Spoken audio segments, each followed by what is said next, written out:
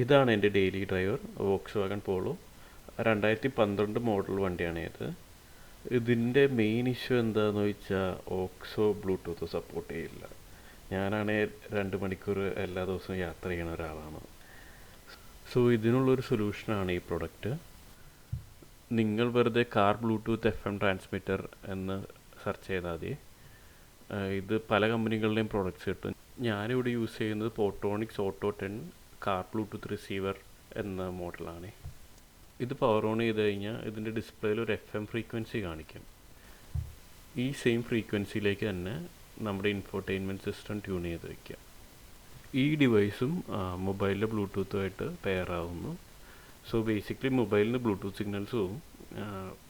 പിന്നെ ഈ ഡിവൈസ് ആ ബ്ലൂടൂത്ത് സിഗ്നലിനെ FM വേവ്സ് ആയിട്ട് മാറ്റും. നമ്മുടെ infotainment system FM waves receive ചെയ്യും. ഇങ്ങനൊരു സിസ്റ്റത്തിന് ചെറിയ ഡിസഡ്വാൻറ്റേജ് ഉണ്ട്. ഈ ഡിവൈസിൽ തന്നെ വോളിയം കൂട്ടാനും കുറയ്ക്കാനും ട്രാക്ക് മാറ്റാനും ഉള്ള സ്വിച്ചസ് ഉണ്ടെങ്കിലും അത് കൈകൊണ്ട് ആക്സസിബിൾ അല്ല, എസ്പെഷ്യലി ഈ ഒരു കാറിന്.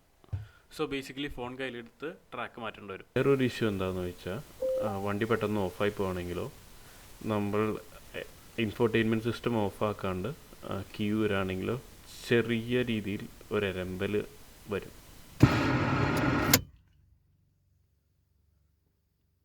പറഞ്ഞ ഇഷ്യൂസ് അല്ലാതെ വേറെ പ്രത്യേകിച്ച് ഇഷ്യൂസ് ഒന്നും പറയാനില്ല. Audio quality is really good. പിന്നെ ഇടയ്ക്കിടയ്ക്ക് ഒരു ഇൻ്റർഫിയറൻസ് പോലെ വന്നായിരുന്നു. എനിക്ക് തോന്നുന്നു ഈ സെയിം ഡിവൈസ് യൂസ് ചെയ്യണ വേറെ കാർ പാസ് ചെയ്യണേ കൊണ്ടുള്ള ഇഷ്യൂ ആണെന്ന് തോന്നണേ. ഈ ഡിവൈസ് ആമസോണിലും ഫ്ലിപ്കാർട്ടിലും 600 to 1000 രൂപയിൽ അവൈലബിൾ ആണ്. ബ്ലൂടൂത്തില്ലെന്ന് പറഞ്ഞ ഇൻഫോർടൈൻമെൻറ്റ് സിസ്റ്റം അപ്ഗ്രേഡ് ചെയ്യാൻ ഉദ്ദേശിക്കുന്ന ആൾക്കാരാണെങ്കിൽ ഈ ഒരു സൊല്യൂഷൻ ആദ്യം ട്രൈ ഔട്ട് ചെയ്യുക. എന്നിട്ട് സാറ്റിസ്ഫൈഡ് അല്ലെങ്കിൽ മാത്രം അപ്ഗ്രേഡ് ചെയ്യാമെന്നാണ് എൻ്റെ ഒപ്പീനിയൻ.